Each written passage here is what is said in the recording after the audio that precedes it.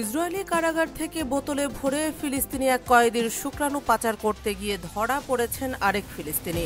এই ঘটনায় যার শুক্রাণু পাচার করা হচ্ছিল সেই কয়েদিকেও চিহ্নিত করা হয়েছে। 2023 সালের মাঝামাঝি সময়ে ফিলিস্তিন থেকে আসা এমন একটি তথ্য মধ্যপ্রাচ্য জুড়ে ব্যাপক চাঞ্চল্য সৃষ্টি করেছিল। বর্তমানে গাজায় যুদ্ধবিরতি চলছে, এর মাঝেই আবারও এমনই একটি সংবাদের শোরগোল পড়ে গেছে ফিলিস্তিন জুড়ে। তবে এবার কোনো ধরা পড়ার সংবাদ নয়, উল্টো শত বেদনার মাঝে হাস্যোজ্জ্বল হয়েছে এক ফিলিস্তিনি বাবার মুখ।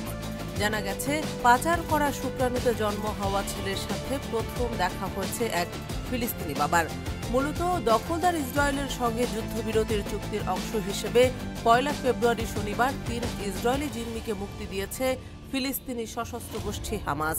চুক্তির শর্ত অনুযায়ী একই দিনে 180 জনেরও বেশি ফিলিস্তিনিকে নিজেদের কারাগার থেকে মুক্তি দিয়েছে ইসরায়েল, যাদের একজন হলেন পশ্চিম তীরের বৃদ্ধ আলী নাজ্জাল। মুক্তি পাওয়ার পর নিজের শিশু সন্তানকে জীবনে প্রথমবারের মতো দেখতে পেয়েছেন এই ফিলিস্তিনি।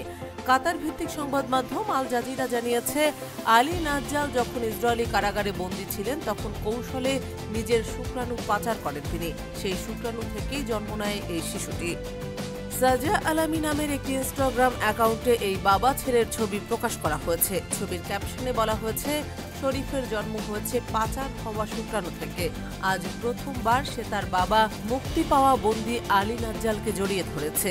তিনি ইসরায়েলের সঙ্গে জিম্মি চুক্তির অংশ হিসেবে চতুর্থ ব্যাচে মুক্তি পেয়েছেন। উল্লেখ্য যে 2023 সালের 7 অক্টোবর দখলদার ইসরায়েলের বেশ কিছু অবৈধ বসতিতে হামলা চালায় ফিলিস্তিনি সশস্ত্র গোষ্ঠী হামাস ও ইসলামিক জিহাদের যোদ্ধারা। ওই সময় প্রায় 250 জনকে ধরে গাজায় নিয়ে যায় তারা।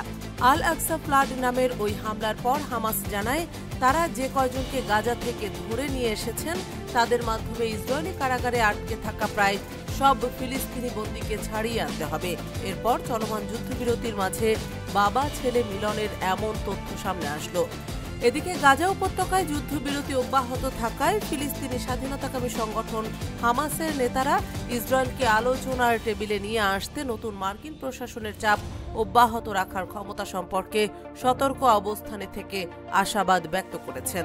আল জাজিরাকে দেওয়া এক সাক্ষাৎকারে দোহা ভিত্তিক হামাস নেতা বাসেম নাইম বলেছেন, হামাস ও ফিলিস্তিনি জনগণের লক্ষ্য অর্জনে সহায়তা করতে পারবে এমন যে কারো সঙ্গে তারা বসতে আগ্রহী।